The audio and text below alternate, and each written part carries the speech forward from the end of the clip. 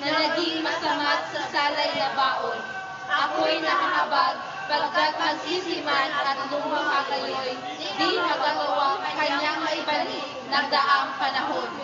Siya ang puso ko, mula sa sisilang ay hinangad ko ng sana'y mapanuto.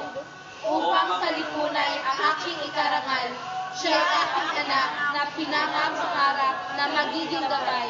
Kung ako'y tumandat, magdakit hapon na ang buhay na hirap. Sa lahat ng oras, akong magulang na hindi nagkulang, na siya'y imulat sa gawang mabuti at magandang asal.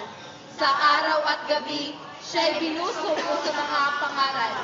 Ano lang lumaki ang naging masama't mabuting nalimutan. Nasaan na ngayon ang kanyang barkada at mga kaibigan? Bakit nang nagkulong na kanya'y ni walang ibig na dumangay?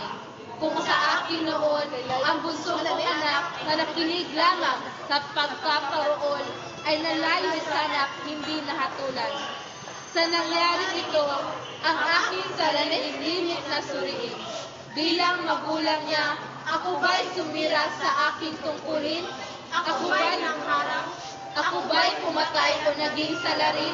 Ako ba'y nagnakaw at sa aking nakaw sila'y pinakain? Ako'y isang bigo, oo, ako'y bigo sa aking adhika, na ang aking bunso ay mahubog sana sa mabuting gawa.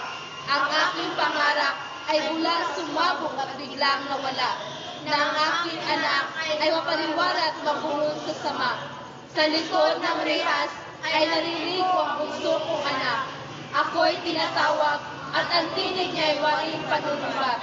Ngunit ang sala niya'y di ko matutubos ng luhang nagtatap. Ang rehas na